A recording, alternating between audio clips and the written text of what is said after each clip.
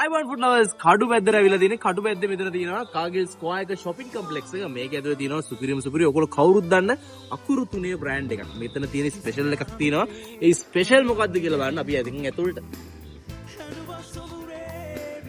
ඔන්න කාගිල්ස් බිල්ඩින් එකේ දැන් 3 වෙනි ෆ්ලෝර් එකේ තමයි ඉන්නේ මේ පැත්තෙන් තියෙනවා මම කිව්වා ප්ලේස් එක KFC එක ඔයගොල්ලෝ කවුරුත් දන්නවා ලංකාවේ ලොකු ෆ්‍රැන්චයිස් එකක්. ඉතින් මෙතන තියෙනවා අලුතෙන් ආපු අයිටම්ස් කීපයක්. අපි ඒ ටික try කරනවා. ඊට අමතරව දැන් තව සුවිශේෂී දේවල් ටිකක් තියෙනවා.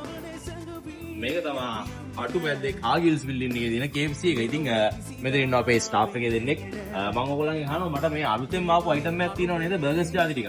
මොකක්ද ඒ ජාති ටික මට ඒව ගන්න හැකිද? ප්‍රීමියම් බර්ගර්ස් හතරක්. මේ ටිකනේ.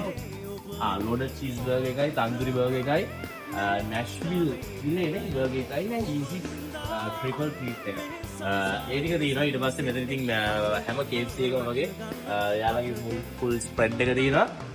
අර ටික ස්පෙෂලි අපි හොයාගෙන ආවේ guys. ඒකින්ද ඒ ටික එහෙම තියෙද්දි ඒ ටික එහෙම ඕඩර් කරනවා. ඊට පස්සේ මෙතනින් බලලා තව කීපයකුත් ඕඩර් කරනවා. ඒ ඩ්‍රින්ක්ස් මොනවද දාමු? ඩ්‍රින්ක්ස් අපි දාමු මේ මෙයාලගේ අර අලුතෙන් තියෙන අර ෆලූඩා අයිස් කොෆි චොකෝලාෂ් එක. ඒක දාමු මේ ඒකේ මම දැක්කා එහෙම ගොඩක් ෂෙයා වෙනවා. ඒ ටික අපිට දෙන්න. තව ටිකුත් බලලා කියන්න.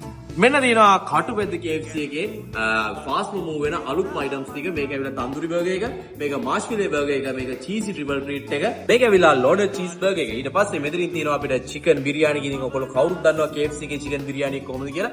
ඊට පස්සේ මෙතනින් තියෙනවා කම්බෝ මීල් එක. මෙතනට අපිට හම්බෙලා තියෙනවා ඩබල් ඩෙකර් බර්ගර් එකක්. ඊට පස්සේ චිකන් ලෙග් එකක්. මෙතනින් පෙප්සි එකක්. ඊට පස්සේ මෙතන තියෙනවා KFC සබ්මැරින් එක. මෙතන තියෙනවා චිකන් රැප් එක. මේ දෙකම චිකන්.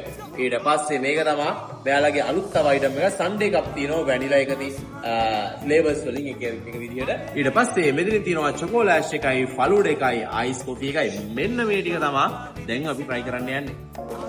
රත්තරන් කියන්න නම් කට්ටිය ඕන තරම්. හැබැයි ඉතින් හිතවත්කමක් තියෙනවද එන්නාර් පල්ලිය ගුරුගේ තරම් ඉස්තරම්.